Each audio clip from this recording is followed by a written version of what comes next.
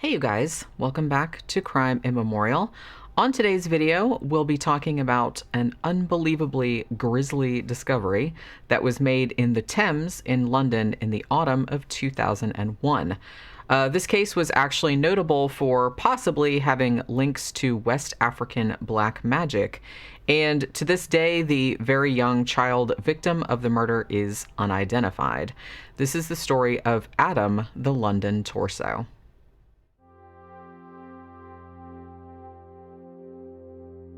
On September 21st, 2001, in the United Kingdom, a heartbreaking and gruesome crime was discovered that would reveal a troubling undercurrent of black magic and human trafficking taking place in the nation's capital. A passerby strolling near Tower Bridge in London, England, on that Friday afternoon noticed a flash of something bright orange floating in the waters of the Thames. Upon closer examination, the colorful object turned out to be a pair of shorts worn on the dismembered torso of a young boy. The child was a black male, believed to be between 4 and 7 years old, whose head, arms, and legs had all been removed with grisly precision. Further, a forensic examination determined that all of the boy's blood had been drained from his body following his murder.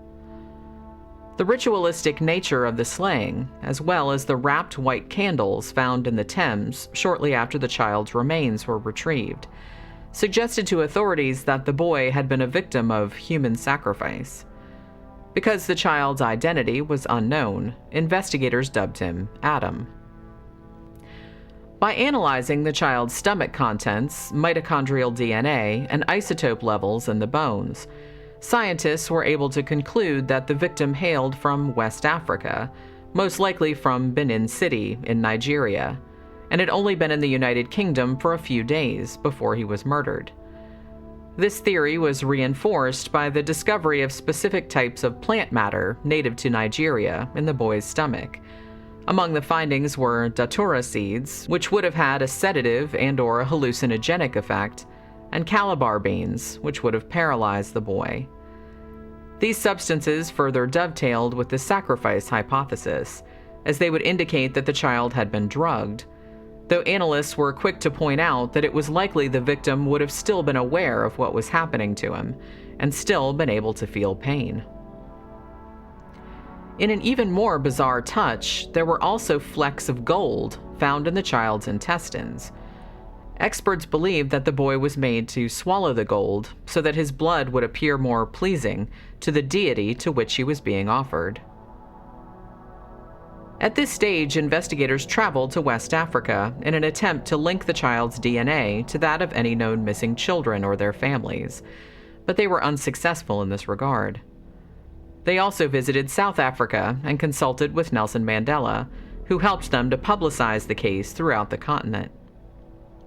Although authorities initially believed that Adam had been the victim of a muti killing, that is, a type of black magic in which people are murdered to obtain various body parts which are then utilized in medicines or magical rituals, the fact that the boy's genitals remained intact largely negated this hypothesis, as genitals are considered one of the most powerful body parts in that belief system. Additionally, muti killings are far more common in South Africa and not particularly prevalent in West Africa. According to several experts in West African voodoo, it was deemed extremely probable that Adam had been trafficked into the United Kingdom by wealthy West Africans for the express purpose of being a sacrifice. And because of the orange shorts, it was further speculated that he had specifically been a sacrifice to the Yoruba river goddess, Ocean, who is often associated with the color orange and is usually entreated by people seeking money, power, or good luck.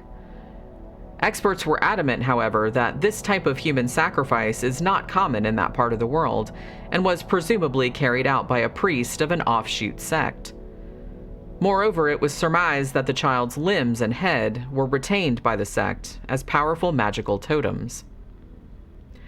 The orange shorts provided a further clue in the case as well, since they had been manufactured in China, but were only sold at Woolworth stores in Germany. According to investigators, human traffickers have often been known to smuggle people from parts of Africa into the UK via Germany, so this bolstered the human trafficking angle significantly. In 2002, a seeming break in the case occurred when a Nigerian woman named Joyce Oziagede was taken into custody in Glasgow, Scotland, while attempting to claim asylum for herself and her 2 daughters. She seemed mentally unstable at the time of her arrest, and when police searched the residence in Glasgow, where she had been staying, they found an orange pair of shorts, very similar to the ones Adam had been wearing. Though the possible link was intriguing, authorities could find no further evidence linking her to the murder, and she was subsequently deported back to Nigeria. 10 years passed with no progress on the case. But then, in 2011, a group of investigative journalists tracked down Joyce Oziagede again and asked her what she knew about Adam. At that time, she confessed that she had known the boy and that he was actually a 6-year-old named Ikpamwosa. She explained that she had looked after the child for a time when she was living in Germany, but that she had eventually given him to a man she called Bawa, who said he was taking the child to London. Investigators delved into this new lead, but again, no notable developments resulted. 2 more years went by. In 2013, Joyce Oziagede contacted the BBC and stated that she was now ready to tell the world the truth about Adam.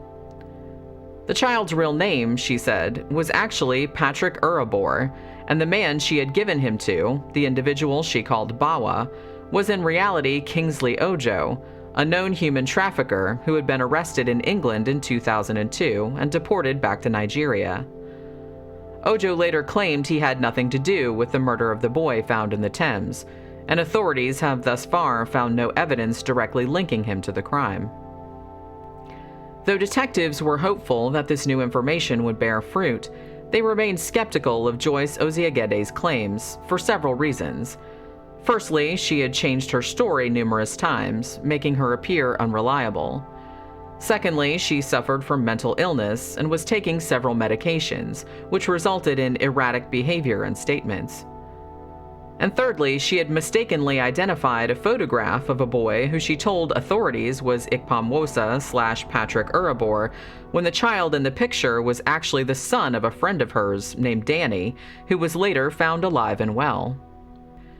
While it seems firmly established that Adam was the tragic victim of human trafficking and ritual sacrifice, it is less clear what his actual identity was and what exact circumstances led to his butchered remains turning up in the Thames. The investigation into the monstrous crime continues.